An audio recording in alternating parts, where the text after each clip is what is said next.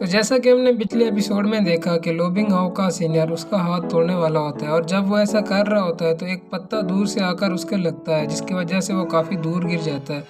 ये पत्ता असल में शेन ने अपने पावर से फेंका था, इस वजह से उसके 15-20 पॉइंट माइनस कर दिए जाते हैं, जिस पर शेन कहता है एक बच्चे को बचाने के लिए 15-20 पॉइंट्स का जाना कोई बड़ी बात नहीं है।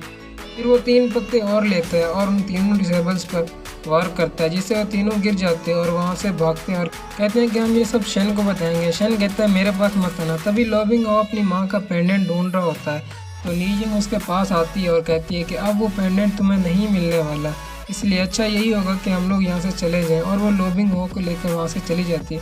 तभी शेन उस पेंडेंट को एक दरख्त पे देखता है और उसे ले लेता है। पेंडेंट उठाने की वजह से शेन को 100 बी पॉइंट्स मिलते हैं क्योंकि उसने स्टोरी लाइन को चेंज किया था।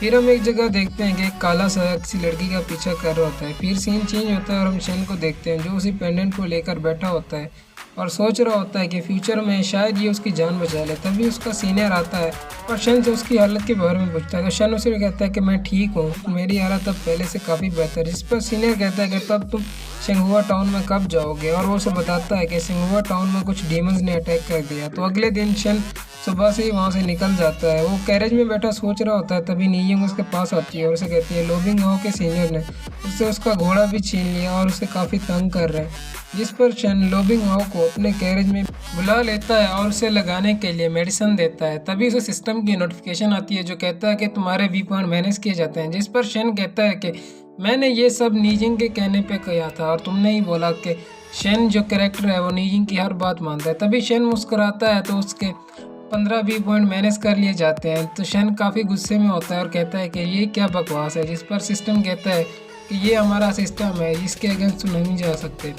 फिर हम सिंघुआ टाउन को देखते हैं जहाँ पर शेन बैठा होता है और उसके डिसेबल उसके साथ होते हैं। उन्हें एक आदमी बता रहा होता है कि पिछले कुछ दिनों से एक काला साया आता है जो कि इस गांव की सारी खूबसूरत लड़कियों को उठा ले जाता है और फिर हमें उन लड़कियों का कोई भी पता नहीं चलता। तो शेन अपने एक डिसेबल को उसका पता करने के लिए भेजता है और खुद वहाँ से चला जाता है।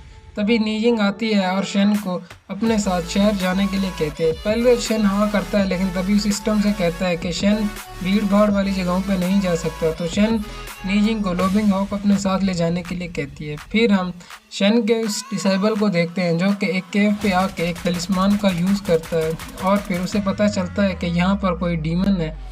फिर सीन चेंज होता है और हम नीजिंग को देखते हैं जो कि लो बिंग हाओ से पूछती है तुम मास्टर की गैरेज में बैठे थे तो वो कैसी थी। तभी लो बिंग हाओ को याद आता है कि मास्टर ने उसे लगाने के लिए दवाई भी दी थी और वो काफ़ी अच्छे हैं। तभी वो डीमन आकर नीजिंग को उठा लेता है तो लो बिंग हाओ से बचाने के लिए उस डीमन का पीछा करता है और उससे फाइट भी करता है, लेकिन वो डीमन काफ़ी ताकतवर होता है। वो लो बिंग हाओ को दूर पटक देता है। फिर लो बिंग हाओ वहाँ से सीधा मास्टर शेन के पास आता है और उन्हें कहता है कि नीजिंग को एक डीमन ले गया, जिस पर उसका सीनियर उसे मारने लगता है। तो शेन उसे रोकता है और कहता है कि इसे मारने से कुछ नहीं होगा, अच्छी बात यही है कि हम उस डीमन का पता करें। तो शेन लो बिंग हाओ को अपने साथ ले जाने के लिए कहता है और उस जगह को दिखाने के लिए कहता है। फिर हम थोड़ी देर बाद देखते हैं कि शेन उस जगह पर पहुँच जाता है और अपने पावर का यूज़ करते हुए उसका ऑरा ट्रेस करता है और फिर उसके ऑरे के पीछे चला जाता है और उसे ढूंढ रहा होता है, जिस पर लो बिंग हाओ उससे काफ़ी पीछे हो जाता है। तो शेन वहाँ से एक शॉप पर आता है जहाँ पर उस डीमन का ऑरा ट्रेस होना बंद हो जाता है, यानी कि वो उसे वो ऑरा अब नहीं दिख रहा था।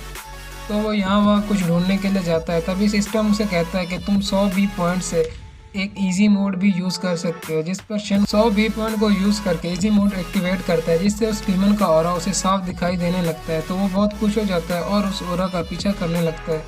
तभी वहाँ पर लो बिंग हाओ भी आ जाता है जो कि शेन से कहता है कि अब हमें कहाँ जाना है, जिस पर शेन उसे अपने पीछे आने के लिए कहता है और कहता है कि अब देखो तुम्हारा मास्टर क्या करता है।